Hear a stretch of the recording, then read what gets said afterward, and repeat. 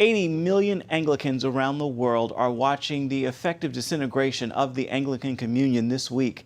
In its place, the Global Anglican Future Conference, known as GAFCON. The organization is meeting for the second time ever, and its leaders say GAFCON is the new center of Anglicanism.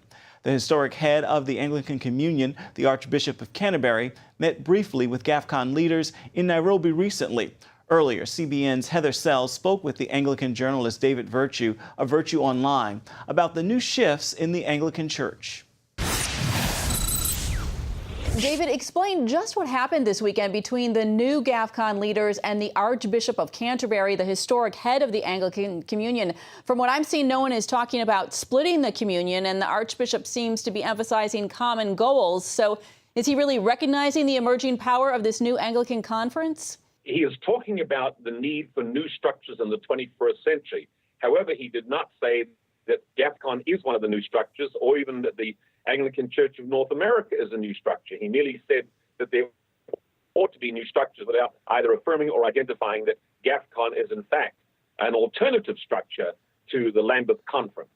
But the GAFCON leaders themselves are saying they are the center of Anglicanism. So are we still kind of in a tug of war over who is really leading the Anglican Church? The reality is that GAFCON is the theological and, if you like, the evangelical center of the Anglican Communion. And whether Archbishop Welby likes it or not, more than 70% of the Anglican Communion is more in tone or in gear with the global South and the GAFCON brothers and sisters from Africa, Asia, and Latin America than they are with the more revisionist and liberal West. How would you describe GAFCON? What are their goals, their priorities? Well, they made it very clear that to be an Anglican doesn't mean you have to be attached to Canterbury, but at the same time, they don't believe that they want to disengage from Canterbury. There is an affection among the provinces to stay together. That doesn't mean that they're going to agree. It doesn't mean they're going to talk to each other. It doesn't mean they're going to come to the next Lambeth Conference. It doesn't mean that when the Archbishop of Canterbury calls a meeting of the primates, that any of these ones will turn up. And the fact is that he is bending over to the English understanding of homosexuality rather than a biblical one, and doesn't seem to realize that this is an issue of spiritual warfare. You cannot change the ontology of marriage to suit a handful of homosexuals.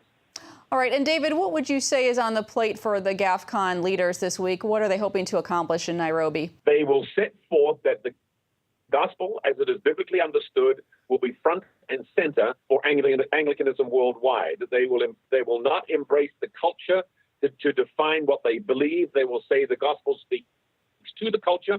They say the gospel speaks to Islam, and Muslims need to know Christ. They will call for marriage between a man and a woman in holy wedlock, till death do them part. They will reaffirm the basic verities of creation, salvation, and they will not give any ground to liberal Westerners on the fundamentals of the Christian faith. That basically is it, and they will call again for a reaffirmation based on what they see the East Anglican revival, based on that kind of evangelicalism to sweep the world. All right. Well, there is a lot going on, a lot to watch this week. Thanks so much for your time, David. Nice to be with you.